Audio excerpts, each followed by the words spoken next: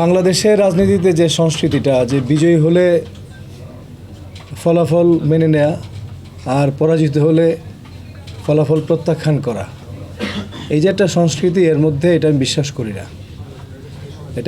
করি না। তবে নারায়ণগঞ্জের এই 5 আসনে যেটা ঘটলো আর কি, মানুষের যে ভোটারদের যে অবস্থা আমি দেখতে পাচ্ছি, তাদের যে ব্যথা এবং যন্ত্রণা, এটা আসলে তারা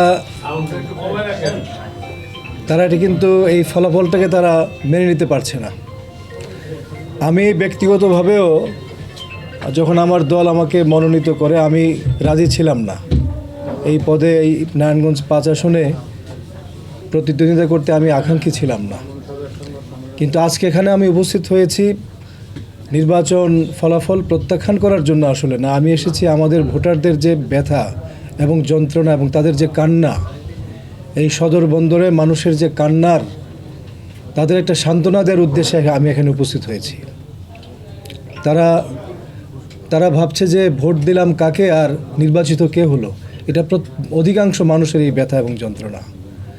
এটার এই যন্ত্রণার সঙ্গে যেহেতু আমি এখানে প্রার্থী ছিলাম, তাদেরকে সান্ত্বনা দেওয়ার জন্যে এবং তাদের ব্যথাটাকে উপশম করার জন্য আমি এখানে উপস্থিত হয়েছি। প্রিয় সাংবাদিক বন্ধুগণ, আপনারা দেখেছেন যে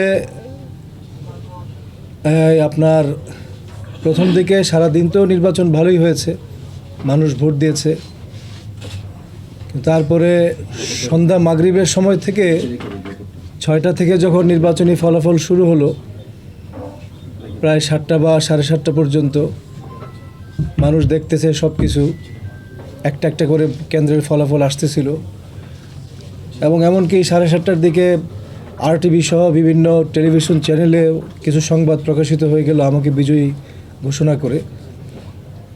মাত্র 30% টাকায় জমির মালিক হয়ে নতুন বাংলাদেশের গড়ে তোলার স্বপ্ন দেখা বাংলা বসতি।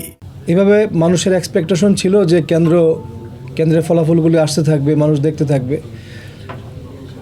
আমিও জেলা প্রশাসকের কার্যালয়ে গেলাম 10:30টার দিকে। 11টার দিকে ডিসি সাহেব আসলেন, তিনি তো রিটার্নিং অফিসার, তিনি 12টা কেন্দ্রের ফলাফল ঘোষণা করলেন। মানুষের এক্সপেকটেশন ছিল যে এগুলো ধারাবাহিকভাবে ওনার দায়িত্বের কর্তব্যের মধ্যে পড়ে যে উনি ধারাবাহিকভাবে কেন্দ্রের ফলাফলগুলি বলতে থাকবেন। কিন্তু উনি আর আসলেন না। উনি 12টা কেন্দ্রের ফলাফল দেওয়ার পরে উনি আর নাই। 2টা পর্যন্ত আমাদের লোকেরা সেখানে অপেক্ষা করলো, উনি আর আসলেন না। এটা আমাদের কাছে খুবই অস্বাভাবিক মনে হয়েছে। আমরা বিভিন্ন সময় আপনারা দেখেছেন নির্বাচনী ফলাফল এভাবেই ঘোষিত হয়, রিটার্নিং অফিসার থেকে এরকম আসতে থাকে বিভিন্ন কেন্দ্রের ফলাফল। তা আমরা 61টা আসনে মোটামুটি কিছুটা ভোটে আমরা অগ্রগামী ছিলাম। এরপর থেকে আর কোনো ফলাফল আমরা পাচ্ছিলাম না। সেই রাত 2টার সময় হঠাৎ করে দেখা গেল উনি কিন্তু মাঝে আর আসেন নাই।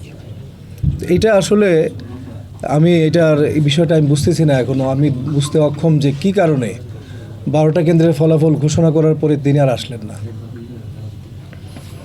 তারপরে তো যা হবার হলো। এখন মানুষের যে আকাঙ্ক্ষাটা ছিল, আমি যেটা দেখতে পাচ্ছি, আমি আবারও বলতেছি যে MP হওয়া পদের জন্য আমি কখনোই আকাঙ্ক্ষিত ছিলাম না, আমি প্রার্থী হতেও চাই নাই। কিন্তু আজকে আমি এখানে উপস্থিত হয়েছি বাধ্য হয়ে, যে মানুষের যে সদর বন্দরের মানুষের যে কান্না এবং ব্যথা, এটার সঙ্গে তাদের সঙ্গে আমি একাত্ম হওয়ার জন্য এখানে উপস্থিত হয়েছি। পরবর্তীতে আমাদের বিভিন্ন এজেন্টদের নানানভাবে খবর পেলাম যে বিভিন্ন অনিয়মের খবর আমরা পেয়েছি।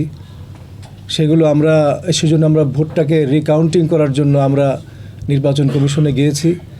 সেখানে আমাদের কাগজপত্র আছে, আপনারা দেখবেন। আসলে এই ফলাফলে নারায়ণগঞ্জ 5 আসনের মানুষদের যে রায়, এই রায়ের প্রতিফলনটা ঘটে নাই, এটা আমি স্পষ্ট ভাষায় বলতে চাই।